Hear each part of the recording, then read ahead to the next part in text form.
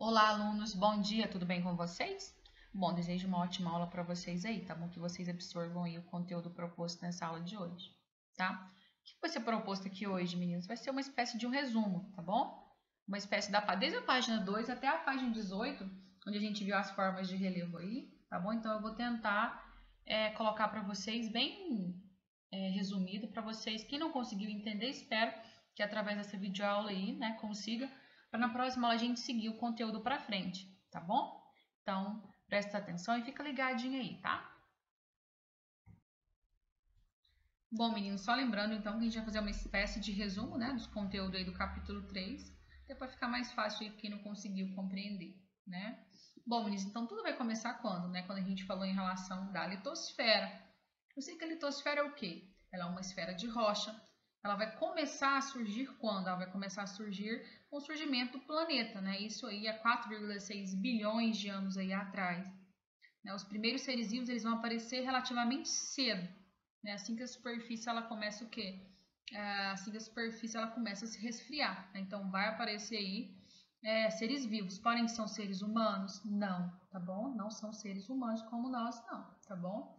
Em contrapartida, vai demorar bilhões de anos até que se desenvolvesse espécies capazes de nadar, no caso aí os peixes.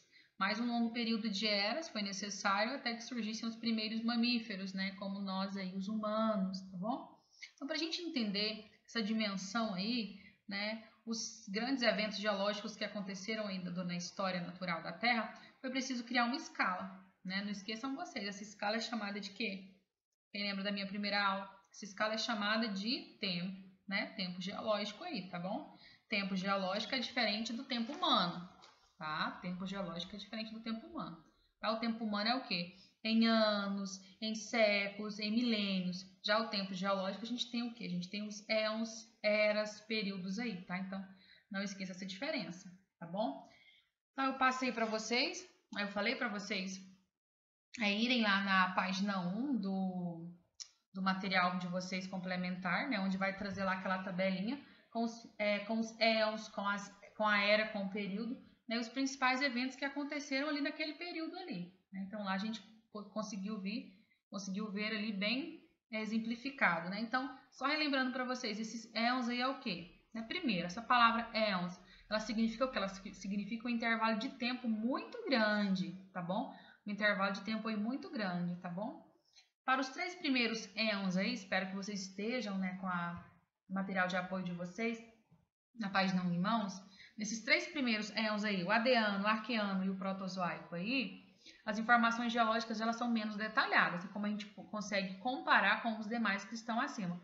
Por quê? Por que são menos detalhadas aí, tá bom? Pois as evidências, meninos, disponíveis, elas foram destruídas, tá? Elas foram destruídas por quê? Por processos erosivos aí, tá?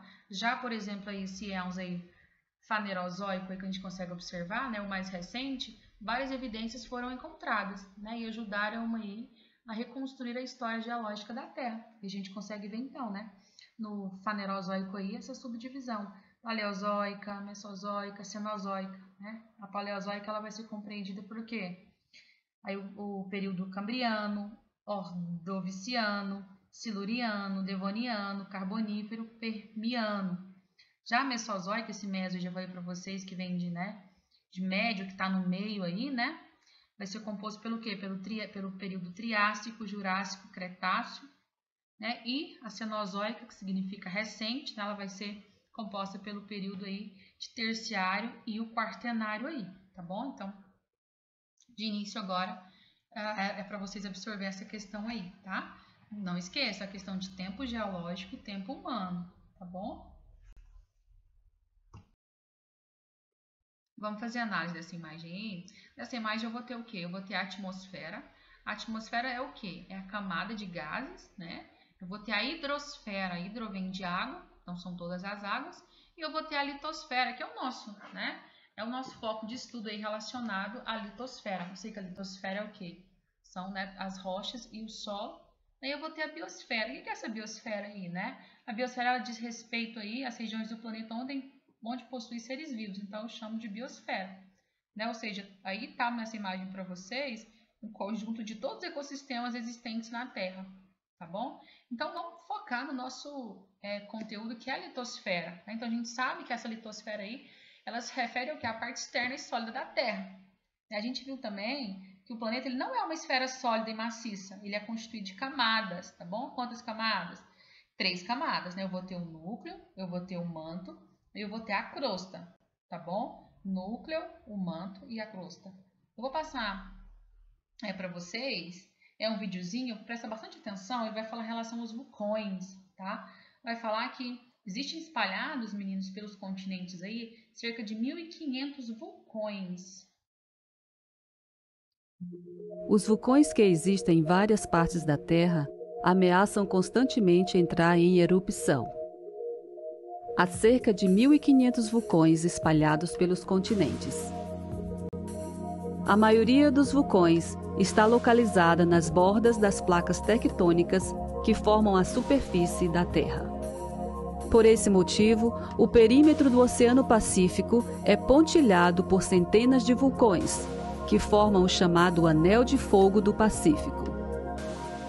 Quando as placas se deslocam e colidem, é criado um atrito colossal na crosta da Terra.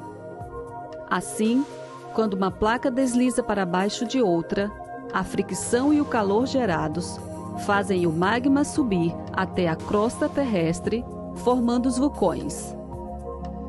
Esse tipo de vulcanismo é comum, por exemplo, no Chile, na Cordilheira dos Andes. Os vulcões também podem aparecer no interior de uma placa, em áreas que possuem fontes fixas de calor provenientes do manto. Nessas áreas, o magma sobe do interior da Terra e rompe a crosta. Esses vulcões são chamados de hotspots, ou pontos quentes. Esses vulcões, de pontos quentes, podem formar maciços vulcânicos bem no meio de uma placa oceânica. Esse é o caso do arquipélago do Havaí, onde muitos vulcões ainda estão ativos. Meninos, em relação ao vídeo, a gente pode observar né, que vulcões aí, eles ameaçam e constantemente entrar em erupção, né? A maioria desses vulcões se localizam aonde? Se localizam nas bordas das placas tectônicas, né? E vai ser denominado de quê? Anel de Fogo do Pacífico, tá bom? E a gente viu também em relação ao arquipélago do Havaí, que naquela região ali existem ainda muitos vulcões ativos, tá bom? Lá no arquipélago do Havaí. Bom, meninos, em relação agora a minerais, rochas e sua importância. Uma coisa que eu vi no dia da transmissão, na terça-feira, a questão da dúvida, né, de alguns em relação a essas rochas, né? Como que se formam essas rochas, meninos? Como que se forma uma rocha? É através do que? Do agrupamento, né, de minerais diferentes ou de um mineral apenas. Tá? Então, eu vou ter aí a formação de rochas, tá bom? Do agrupamento de minerais diferentes ou de um mineral apenas. Tranquilo, meninos? Então, aí, em relação a isso, a gente vai ver os tipos de rochas, tá? Eu vou ver as rochas magmáticas, as rochas sedimentares e as rochas metamórficas.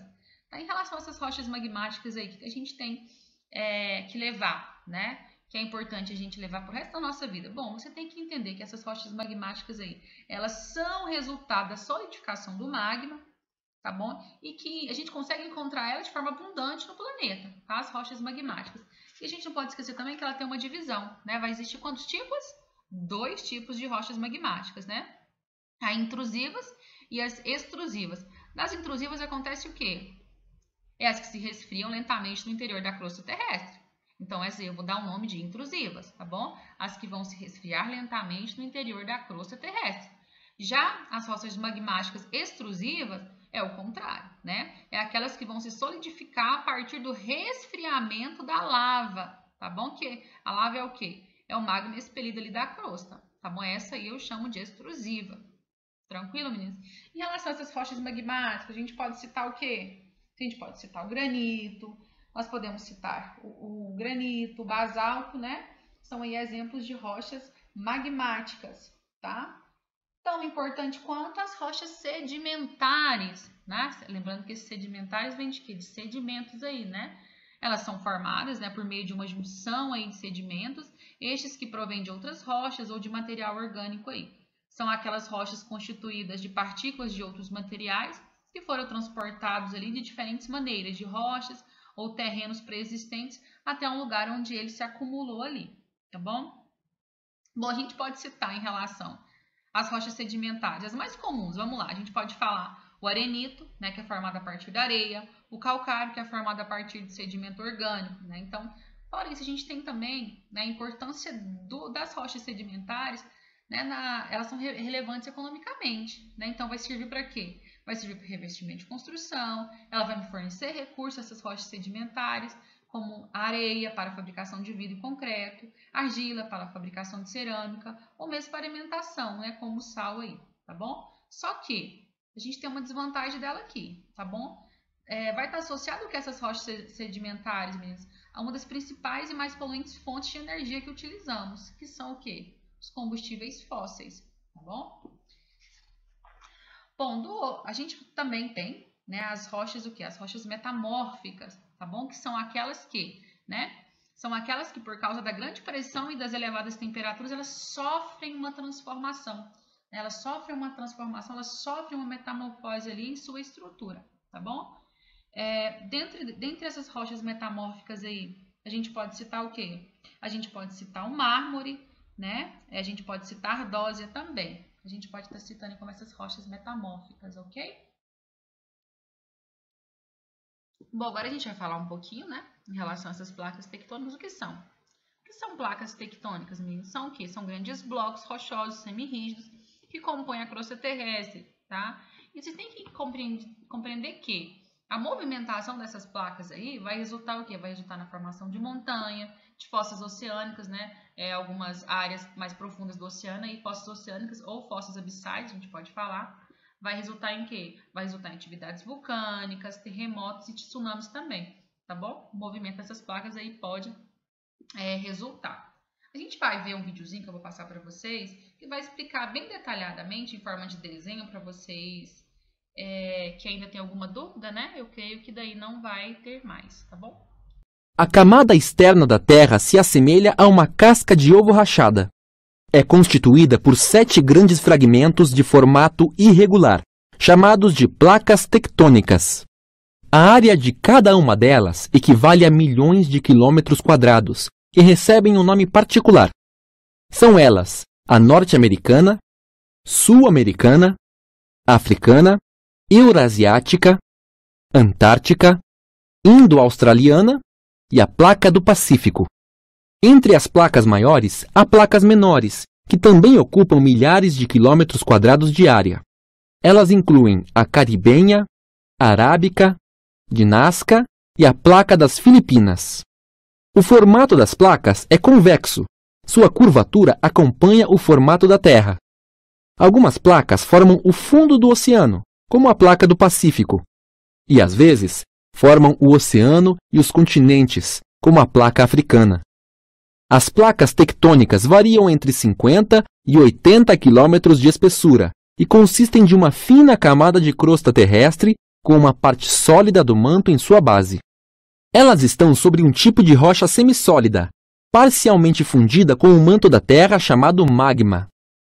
As placas tectônicas rígidas movem-se sobre a superfície do magma, deslizando uma ao lado da outra. Em geral, os movimentos são praticamente imperceptíveis, são muito lentos. A velocidade média de deslocamento é de apenas 5 centímetros por ano. Bom, meninos, o vídeo trouxe algumas informações pra gente, né? Falou sobre a gente sobre o quê? Bom, falou que algumas placas, elas se formam no fundo dos oceanos, né? Como a placa aí do Pacífico. Já outras, elas formam o oceano nos continentes, como é o caso da placa africana aí. Em relação à espessura, né? A espessura varia entre 50 e 80 km de espessura, né? E vai consistir em quê? Vai consistir também em uma fina camada aí de crosta terrestre. Tranquilo, meninos? A gente vai falar um pouquinho sobre a teoria, né? A teoria da deriva continental, proposta por quem, sexto ano? Wegener aí, né? O que ela falava essa teoria? Bom, falava que ambos esses continentes que a gente tem hoje consistiam em um único só continente, né? E dava-se o nome ao quê? Dava-se o nome de Pangeia, tá bom? De Pangeia.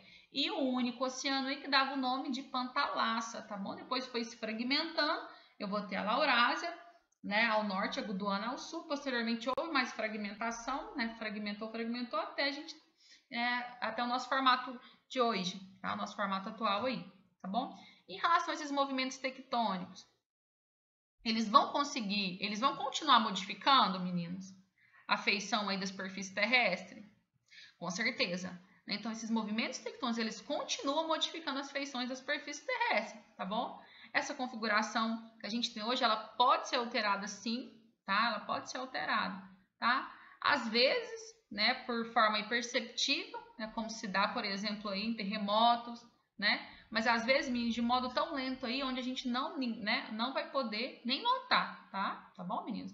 A gente falou também em relação aos movimentos de convecção, né? O que são esses movimentos aí de convecção? São movimentos do manto terrestre, né, de material aí ascendente, descendente, que vão ocorrer o quê? Por causa das altas temperaturas no interior do planeta, né? Então, isso aí, a gente dá o nome de corrente de convecção, lembrando que sempre a gente assemelha isso aí a uma panela de água fervente, né? Posteriormente, falou pra gente sobre o quê? Sobre os limites entre as placas tectônicas aí, né? Eu vou ter os limites divergentes, eu vou ter os limites convergentes e eu vou ter os limites transformantes. Esses limites divergentes quer dizer o quê? Que as placas, elas vão se afastando uma das outras, né? Já esses limites convergentes é o quê? Essas placas, elas se movimentam uma em direção à outra. E as de limite transformante, né, elas se movem lateralmente entre si, né? Nessa aí, no caso, a gente tem, né, os fortes terremotos nesses limites transformantes aí, tá bom, meninos? As formas de relevo, sexto ano. Quais seriam essas formas de relevo? O que é relevo? Né? Quando a gente vai observar a paisagem, a gente tem uma variação ou não de paisagem? Eu consigo, né? Eu consigo sim observar uma variação de paisagem existente na superfície terrestre. Eu consigo observar o quê? As irregularidades, eu consigo observar a variação de altura, né? Então, tudo isso aí são formas de relevo.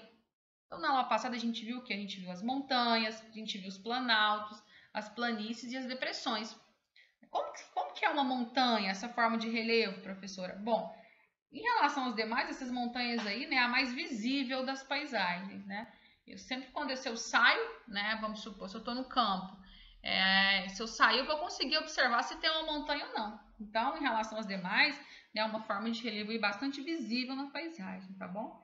Ela vai representar aí as maiores elevações da Terra, as altitudes aí chegam, né, a superar 8.000 metros. E a gente não pode esquecer que o agrupamento dessas montanhas vai formar o quê? Vai formar cadeia de montanha, né, que podem ser de vários tipos. Um dos principais aí são o que? São as cordilheiras. Essas cordilheiras, elas são compostas de quê? Na maioria das vezes de cadeias mais jovens, tá bom? Essas montanhas. Posteriormente, a gente viu em relação aos planaltos, né? O próprio nome já fala, plano alto, tá bom? Bom, então são áreas aí com relevo geralmente ondulados, com subidas suaves e altitudes relativamente elevadas, né? É comum ter ao menos uma de suas bordas aí escarpadas, né? Quem não assistiu a nossa videoaula passada, assista que ela vai estar explicando essa questão desse conceito aí, né? O que são essas escarpas aí, tá bom? Em relação às planícies, meninos, né? São áreas o quê? Relativamente planas. Claro que pode também apresentar, meninos, uma levemente ondulação aí, tá bom? Nas planícies aí, tá? Elas costumam ocorrer em altitudes baixas, né? Muitas vezes aí logo abaixo de planaltos ou montanhas. Aqui nas planícies a gente tem uma classificação, né? Eu vou ter a planície litorânea ou a planície continental, tá bom?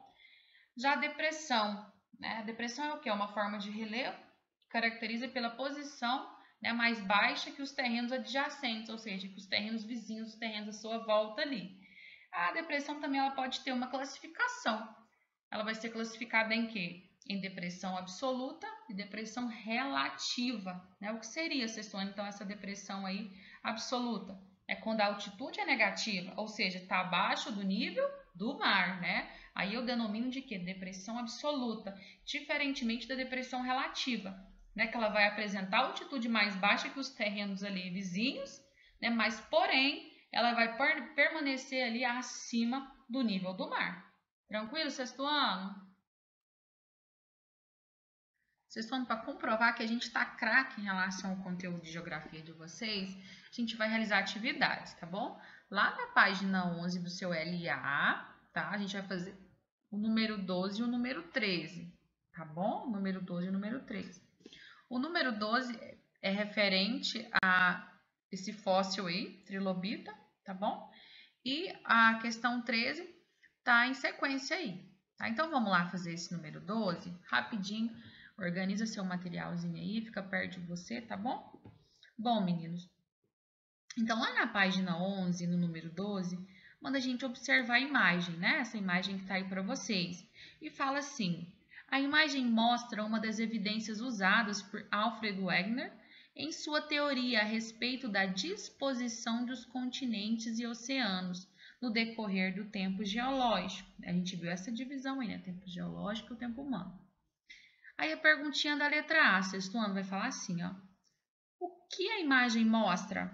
Em relação à origem, pesquise em que tipo de rocha encontramos os fósseis, hein?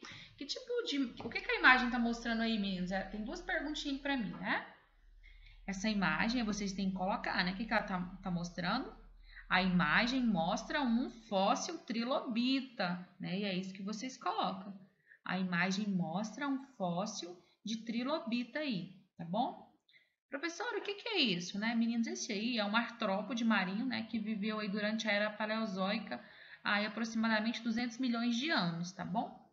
Esse fóssil aí. Então, aí você coloca, né? A imagem mostra um fóssil trilobita. Aí vem outra perguntinha. Em relação à origem, pesquisa em que tipo de rocha encontramos os fósseis. A gente estudou sobre os tipos de rochas, né? E hoje a gente fez uma revisão aí.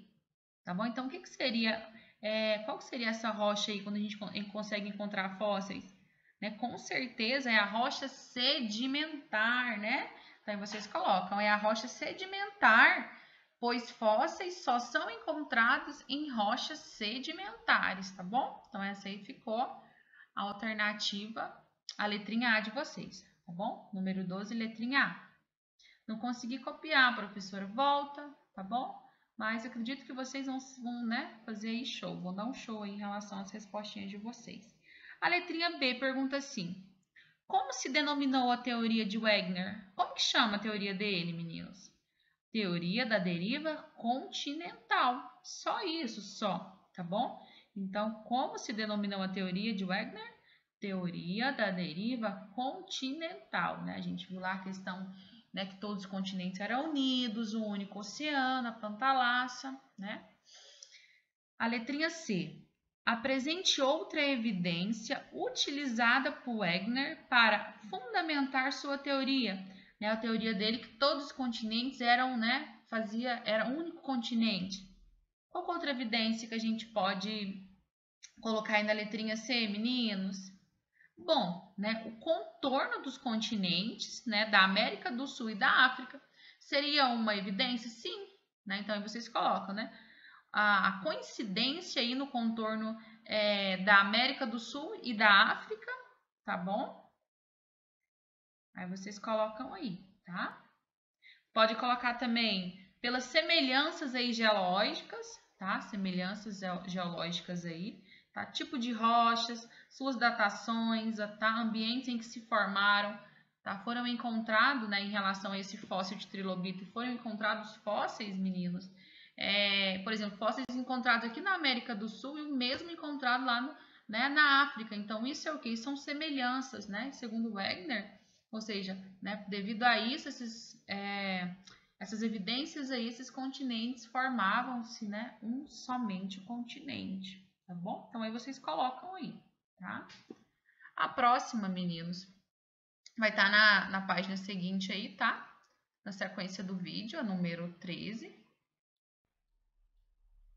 Meninos, número 13, né, lá da página 11 de vocês, fala assim, a ilustração representa algumas formas de relevo que encontramos na superfície terrestre. Preencha as linhas com o nome das formas de relevo correspondente. Peço desculpa a vocês, não ficou bonito, né? Mas essa imagem é que vocês têm no livro de vocês lá na página 11 do LA. Tá? Eu coloquei assim pra gente, né, pra ficar mais fácil para vocês conseguirem compreender, tá bom? Por exemplo, na hora que eu perguntar, qual que é a forma de relevo lá onde está a cor amarelo, tá bom? E vocês me respondem. Qual é a forma de relevo onde está a cor preto? Aí vocês colocam aí, tá bom? Acredito que vai facilitar para vocês. Bom, meninos, então a gente vai começar por essa verde aqui, tá bom? Pela verdinha aí, tá? Então a gente consegue observar que em relação ao terreno em volta, essa área aí, ela é o que? Ela apresenta uma posição mais baixa que os terrenos vizinhos aí. Ou seja, qual que será então essa forma de relevo? Onde vai apresentar essa área mais baixa aí do que os terrenos vizinhos, né? Os terrenos aí adjacentes. É uma o quê? Uma depressão, né? Então, essa de verde aí é uma depressão. Por quê? Porque a gente consegue observar, né, que ela é mais baixa que os vizinhos aí, né? Que a área em sua volta, tá bom? Agora, essa de preto aí, meninos, onde está a corzinha preta? Qual que é a forma de relevo? É uma planície, muito bem, uma planície. A gente vê que é tudo plano aí, né? Lá onde está branco, meninos, tá? Onde tá branco é o quê? Lembra, né, a questão quando eu falei para vocês em relação aos planaltos, né? Planalto aí, é comum que ter no planalto, nas suas bordas, é comum ter o quê? Ter escarpas, né? Essas bordas aí ser escarpadas. Então, esse de branco aí seria o quê? As escarpas, tá bom? Aí você coloca a escarpa aí onde está branco. E o de rosa, né, eu praticamente já falei para vocês também, né? Vocês conseguem ver, né, que ou seja, né, um plano alto aí, né? Ou seja, subiu lá em cima a gente consegue observar, né? É bem plano. Então, ou seja, esse de rosa aí ficou né, a forma de relevo planalto, tá bom? Bom, agora, meninos, isso aí é um azulzinho, tá bom? Um azul bem clarinho. Que forma de relevo representa aí? Olha que é mais baixo, né, que esse de amarelo aí. Se é mais baixo, meninos, vai ser o quê? Vai ser serras, tá bom? Então, apresenta o quê? Apresenta elevações aí menos, né, de 3.000 metros aí. Então, ou seja, são serras, tá? Se essas aí são serras, essa de amarelo vai ser o quê? Que são maiores elevações aí. Essa de amarelo são as montanhas, né? São montanhas. E a última lá de cinza, meninos, lá em cima, né? O que vai ser? Né? Ou seja, isso é uma cadeia de montanhas. Essa cadeia de montanha aí, um dos tipos bastante comum que a gente tem é o quê? Que a gente falou, são as cordilheiras, né? Então, esse lá de cima dessa corzinha cinza, vocês colocam cordilheira, tá bom? Então, repetindo para vocês, começando pelo verdezinho aí, tá? Verde, preto, branco, rosa, azul, amarelo e cinza. Então, lá onde é verde ficou depressão. De preto ficou planície. De branco ficou escarpa. De rosa, planalto. De azulzinho aí ficou serras. De amarelo ficou montanha. E de cinza ficou cordilheira. Tranquilo, meninos? Crianças, essa atividade vocês realizaram um só, tá bom? Sozinho, depois a gente vai fazer a correção. Na segunda-feira, na videoaula, eu faço a correção dela para vocês, tá bom? Então, no LA, páginas 6, 7, 8 e 9, tá? Os números 5, 6, 7, 8 e 9. São as páginas e os números que eu quero que vocês realizem, tá? Não é muito não, tá? O 8 aí é bem pequenininho, o 7 também, tá bom? Meninos, presta bastante atenção no número 5 aí da página 6, tá? Repetindo, número 5 aí da página 6, para depois não falar que não entendeu. Lá fala, observe dentro e fora de sua casa, no trajeto de sua casa à escola e na própria escola, há vários materiais ou objetos produzidos com base em rochas ou minerais. Utilizando a tabela a seguir, faça uma lista desses objetos e pesquise a origem dos materiais que os compõem. Então, aí a gente tem um exemplo, né? Então, olha só, tem o material, o objeto, rocha, mineral ou sedimento utilizado. Então, ele traz o exemplo para a gente que parede de concreto. Nessa parede, ela é feita de quê, crianças? Feita de cimento, né? Ela é de quê? Qual que é a rocha, mineral ou sedimento utilizado?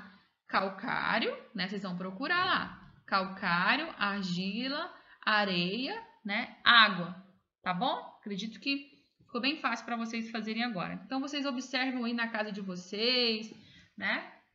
Aí preenche essa tabelinha aí. Precisa preencher tudo, professora? Não precisa preencher tudo. Pode colocar uns 3, 4 que tá bom, tá? Os demais, meninos, 6. Vocês vão preencher o quê? Olha só. Essa questão 6, né? O mapa a seguir apresenta as principais placas tectônicas da litosfera.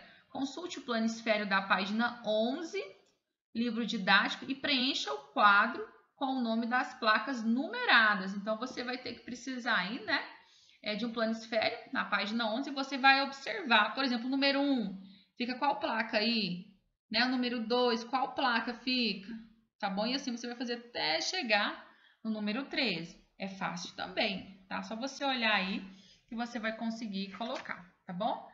A 7 vai perguntar lá, né, em relação à placa sul-americana e à placa africana, em relação à placa sul, a americana e a placa de Nazca, tá bom? Vai perguntar alguns conceitos sobre ela. A questão 8 também é fácil, e a 9, né? A 9 também é fácil, né? A 9 tá assim, tem algumas imagens. Para cada imagem, há um tipo de limite entre as placas tectônicas correspondentes. Observe-as e complete as tabelas de acordo com o que é solicitado. Dá pra gente preencher essas tabelinhas que tem aí, né? Aí eu tenho o tipo de limite, exemplo de região em que ocorre, consequências. Olha só, eu vou dar um exemplo para vocês em relação a essa primeira aí, tá bom? Tipo de limite. O que eu coloco aí, professor? Você vai colocar, a gente coloca o quê? É o limite o quê? Convergente por subducção, tá? Convergente por subducção. Aí depois, exemplo de região em que ocorre. Aí você tem que pesquisar, tá bom? Você tem que pesquisar isso aí, tá? Por exemplo, essa aí, onde vai ocorrer? No Japão, nas Filipinas, no Chile, na Indonésia, ocorre, tá bom? As consequências, né? Nessa questão aí vai acontecer as consequências de quê? Da formação de fossas oceânicas, né? Ou fossas abissais, formação de cadeias de montanhas, vulcões ativos e terremotos, tá bom? E assim vocês vão colocar nas demais, tranquilo? Lá na próxima, qual é o tipo de limite? Você vai colocar se é o quê? Se é divergente, se é transformante, tá bom? Acredito que tá fácil aí, tá? No mais, meninos, eu agradeço muito, tá? Pela atenção de vocês. Organiza aí o materialzinho de vocês, coloque em dia, tá? Quem não tá. E muito obrigada, tá? Até a próxima aula. Beijo, fica com Deus.